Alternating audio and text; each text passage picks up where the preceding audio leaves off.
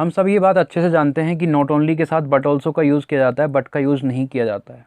अगर किसी सेंटेंस में बट का यूज़ कर भी लिया जाए तो वो एरर बनता है और उसकी जगह इम्प्रूव किया जाता है बट ऑल्सो को। ये हुआ इसका डायरेक्ट पॉइंट। इससे क्वेश्चन अब आने बंद हो गए हैं। इस पॉइंट से किसी और तरीके से क्वेश्चन हमसे पूछे जाते हैं, वो कौन कौन सी पॉसिबिलिटी है उन सबका एनालिसिस करते हैं। आइए, सबसे पहली बात तो हम ये जानते हैं नॉट ओनली और बट ऑल्सो जो पेयर है ये एक कंजंक्शन है, और ये बात भी हमें पता है कि कंजंक्शन दो चीज़ों को आपस में कनेक्ट करता है। एक ऐसा वर्ड जो दो चीज़ों को आपस में कनेक्ट करता है, कनेक्टर होता है, उसी को हम कंजंक्शन बोलते हैं। और वो जो दो चीज़ें होंगी जो हम नॉट ओनली और बट ऑल्सो के साथ कनेक्ट करने वाले हैं, वो दोनों चीज़ें सेम कैटेगरी की होनी चाहिए, वो दोनों ऑब्जेक्ट सेम कैटेगरी के होने चाहिए। तो सबसे पहला पॉइंट हमें क्या करना है, हमें एक सेंटेंस में ये पता करना होगा कि वो दो चीज़ें कौन कौन सी हैं सेम कैटेगरी की, वो दो चीज़ें कौन कौन सी हैं और सेम कैटेगरी की, जिन्हें यहाँ पे हमें इनके साथ कनेक्ट करना है। पहला पॉइंट, एक सेंटेंस में हमें वो ढूंढना होगा वो दो चीज़ें कौन कौन सी हैं जो सेम कैटेगरी की हैं, तभी हम इस तरह के सेंटेंस को ठीक कर पाएंगे। और अगर नॉट ओनली के बाद नाउन या प्रोनाउन कुछ लिखा है तो बट ऑल्सो के बाद भी नाउन या प्रोनाउन ही होगा। अगर नॉट ओनली के बाद वर्ब लिखा है तो बट ऑल्सो के बाद भी वर्ब ही होगा। नॉट ओनली के बाद आईएनजी है तो बट ऑल्सो के बाद भी आईएनजी होगा। नॉट ओनली के बाद वर्ब की थर्ड फॉर्म या सेकंड फॉर्म लिखा है तो इसके बाद भी वही फॉर्म होना चाहिए। अगर नॉट ओनली के साथ वर्ब मेरा सिंगुलर है तो इधर भी सिंगुलर ही होगा, इधर प्लूरल है तो इधर भी प्लूरल ही होगा। इधर अगर एडजेक्टिव लिखा है तो यहाँ भी इसके साथ एडजेक्टिव आएगा, यहाँ अगर एडवर्ब है तो यहाँ भी एडवर्ब आना चाहिए। इसका उल्टा भी हो सकता है, कई बार आपको नॉट ओनली को कहीं अलग प्लेस करके दिया जाएगा, तो अगर इधर एडवर्ब है और उस सेंटेंस में दो एडवर्ब हैं तो फिर मुझे इसके पास एडवर्ब लेके आना होगा। अब ये किस तरीके से काम करता है, पहले हम सेंटेंस पढ़ते हैं तब सारी चीज़ों को अच्छे से समझने का काम करते हैं। जैसे एक सेंटेंस है मेरे पास, he works not only quickly but efficiently. इस सेंटेंस में पहला काम क्या है, नॉट ओनली के साथ लिखा क्या है, बट लिखा है। नॉट ओनली के साथ क्या लिखा है, बट। हम जानते हैं नॉट ओनली के साथ बट का तो यूज़ नहीं हो सकता है, किसका यूज़ होगा, बट ऑल्सो का यूज़ होगा। ये सेंटेंस तो यहाँ सही हो जाता है। अगले सेंटेंस पर मूव करते हैं। Not only Sita rights correctly but also neatly. मैंने अभी आपको क्या बताया, इस तरह के सेंटेंस में हमें क्या ढूंढना है, दो चीज़ों को ढूंढना है सेम कैटेगरी वाली, सेम कैटेगरी की चीज़ों को ढूंढते हैं।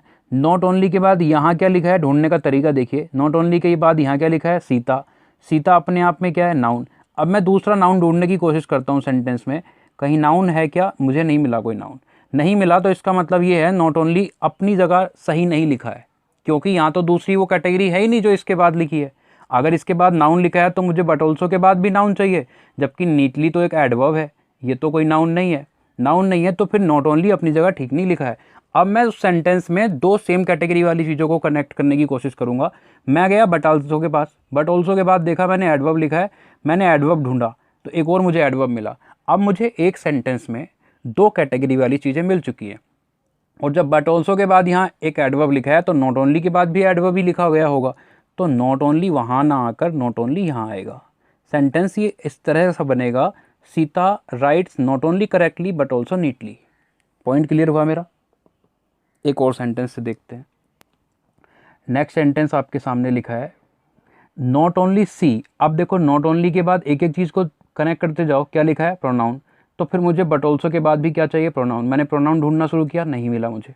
इसका मतलब नॉट ओनली अपनी जगह ठीक नहीं लिखा है, नॉट ओनली अपनी जगह ठीक नहीं लिखा है। अब मैं गया बट ऑल्सो के बाद, बट ऑल्सो के बाद मैंने देखा तो क्या लिखा है, अ पोइट, जो कि क्या है, एक नाउन। तो मैं अब दूसरा नाउन ढूंढने की कोशिश करता हूँ। नाउन मिला क्या मुझे, अ नोवेलिस्ट मिला। अब एक ही सेंटेंस में दो सेम कैटेगरी मिल चुकी है मुझे, ये भी नाउन है, ये भी नाउन है, इसके बाद नाउन लिखा हुआ है, तो यकीनन नॉट ओनली के बाद भी एक नाउन ही रहा होगा। और अगर नॉट ओनली के बाद रहा होगा तो फिर नॉट ओनली और नॉवलिस्ट से पहले आना चाहिए। इस सेंटेंस में भी नॉट ओनली ठीक नहीं है। सेंटेंस होगा, she is not only a novelist but also a poet. Point clear है। नेक्स्ट सेंटेंस देखते हैं, he studies not only hard but also works well. अब देखो ध्यान से, इस तरह के सेंटेंस भी आपको देखने को मिलेंगे। हार्ड अगर आप देखोगे ध्यान से तो ये किसे मॉडिफाई कर रहा है, स्टडीज़ को। हार्ड इसी तो मॉडिफाई कर रहा है उसके पढ़ने को, तो ये एक एडवर्ब हुआ। यहाँ वेल किसकी तरह काम कर रहा है, इस वर्क्स को मॉडिफाई कर रहा है, तो ये भी क्या हुआ, एडवर्ब हुआ। अब यहाँ एडवर्ब भी है, एडवर्ब भी है, सेम कैटेगरी की दो चीज़ें मुझे मिली, लेकिन वर्क्स अपने आप में क्या है बच्चा, वर्ब। स्टडीज अपने आप में क्या है, वर्ब। तो ये दोनों भी तो सेम कैटेगरी की हैं। तो अब यहाँ क्या हुआ है, यहाँ सेम कैटेगरी के वाले भी दो दो चीज़ें मुझे मिल चुकी हैं। एक तो वर्ब मिला मुझे, दूसरा एडवर्ब मिला मुझे। अब मैं क्या करूँगा, यहाँ देखो बट ऑल्सो के बाद क्या लिखा है, वर्क्स वेल। तो हो सकता है कि ये नॉट ओनली इस वर्ब से जस्ट पहले रहा हो, और अगर मैं ये कहूँ कि ये भी तो हो सकता है एडवर्ब से पहले लिखा हो, तो अगर मैं इसे उठा के यहाँ एडवर्ब से पहले लिखूंगा तो सेंटेंस कुछ ऐसा बनेगा, ही studies not only hard works but also well. Sentence का तो थीम ही चेंज हो गया है। इसका मतलब ये अपनी जगह ठीक लिखा था, नॉट ओनली अपनी जगह गलत लिखा है, नॉट ओनली स्टडीज से पहले आना चाहिए।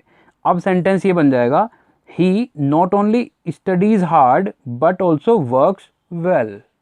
मतलब यहाँ नॉट ओनली और बट ऑल्सो के पेयर ने वर्ब को आपस में कनेक्ट किया है और एडवर्ब उसके साथ लिखा हुआ है। पॉइंट क्लियर है ना। नेक्स्ट एक और सेंटेंस देखते हैं। नॉट ओनली के बाद लिखा है she plays well but also writes music. अब मैं सेम कैटेगरी की चीज़ें ढूंढने की अगर कोशिश करूँ, नॉट ओनली के बाद प्रोनाउन है, प्रोनाउन कहीं मिलता नहीं है, इसका मतलब नॉट ओनली अपनी जगह ठीक नहीं है। यहाँ मुझे साफ साफ दिख रहा है प्लेज लिखा है, यहाँ लिखा है राइट्स। एक ही कैटेगरी की दो चीज़ें हमें देखने को मिल गई है। वर्ब, अगर ये वर्ब से पहले लिखा है तो यकीनन वो भी वर्ब से पहले रहा होगा, तो सेंटेंस में नॉट ओनली का प्लेस से पहले होना चाहिए। क्या होगा, she not only plays well but also writes music. दोनों जगह ये वर्ब को मॉडिफाई करने लगेगा। नेक्स्ट सेंटेंस हमारे पास, not only you but also I am planning to go. अब नॉट ओनली के बाद क्या लिखा है, प्रोनाउन लिखा है, बट ऑल्सो के बाद क्या लिखा है, आई लिखा है, प्रोनाउन लिखा है। तो not only you but also I am planning to go अपनी जगह सेंटेंस ठीक लिखा है, क्योंकि दो सेम कैटेगरी की चीज़ें मुझे मिल चुकी हैं। यहाँ बट ऑल्सो के बाद प्रोनाउन है, नॉट ओनली के बाद प्रोनाउन है, अब सेंटेंस ठीक है। कई बार बच्चा यहाँ कन्फ्यूज हो जाता है, यहाँ एम आएगा या आर आएगा। तो जो भी ये बाद वाला लिखा होगा ना, ये बाद वाला जो भी सब्जेक्ट होगा, सेकंड सब्जेक्ट, उसके अकॉर्डिंग आएगा। ये हम सब्जेक्ट वर्ब एग्रीमेंट के चैप्टर में सारी चीज़ें पढ़ेंगे। एक ही कंसेप्ट में पूरा चैप्टर खत्म हो जाता है ये। आगे देखते हैं।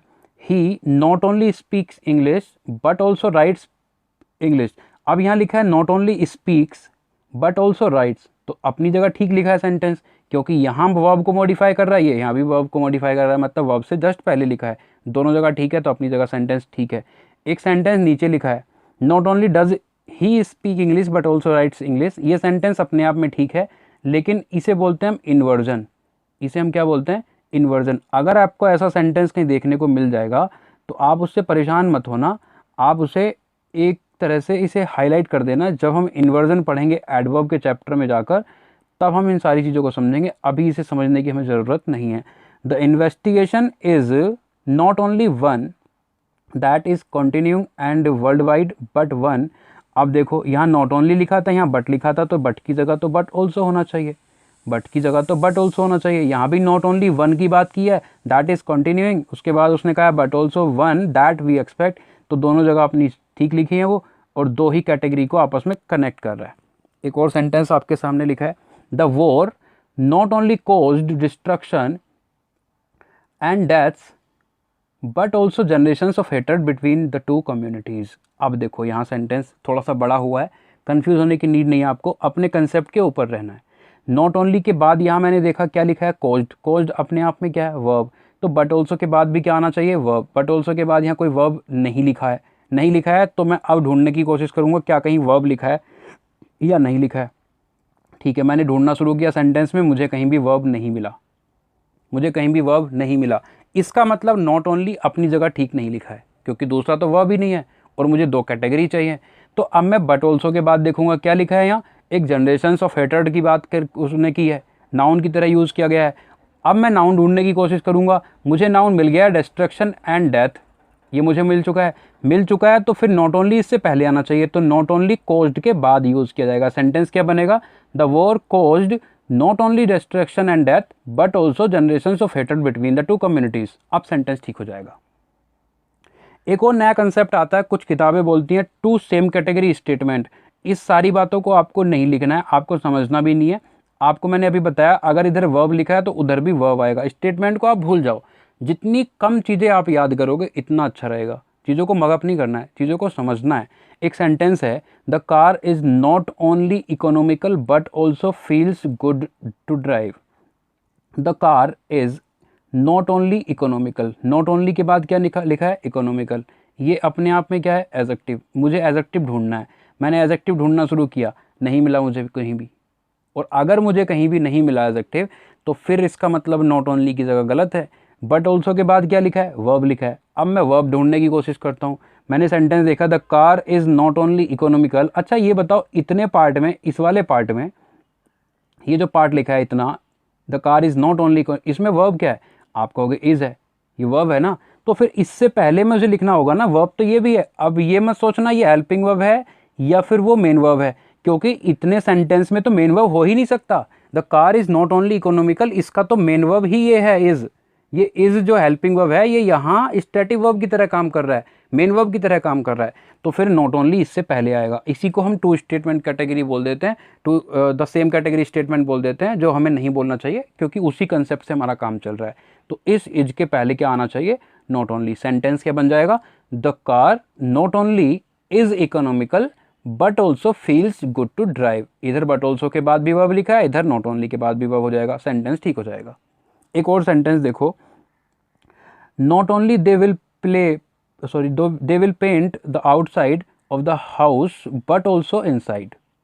अब क्या है यहाँ गड़बड़, यहाँ कह रहा है सेंटेंस नॉट ओनली के बाद लिखा है प्रोनाउन, तो बट ऑल्सो के बाद भी प्रोनाउन होना चाहिए, जो कि नहीं लिखा है। बट ऑल्सो के बाद क्या लिखा है, द इनसाइड। तो मैं इसके जैसा कोई और वर्ड ढूंढने की कोशिश करूँ तो मुझे साफ साफ दिखता है आउटसाइड की हम बात कर रहे हैं, इसी कैटेगरी का एक वर्ड मिला मुझे। तो फिर ये नॉट ओनली यहाँ ना आकर कहाँ आएगा, इस आउटसाइड से पहले आएगा। सेंटेंस क्या बन जाएगा, they will paint not only the outside of the house but also the inside. Clear हुआ। इस सेंटेंस को हम इस तरीके से भी लिख सकते हैं, not only will they paint, फिर से ये इन्वर्जन हो जाएगा, हमें इसे समझना नहीं है। सेंटेंस गलत नहीं है लेकिन हम समझेंगे जब इन्वर्जन पढ़ लेंगे।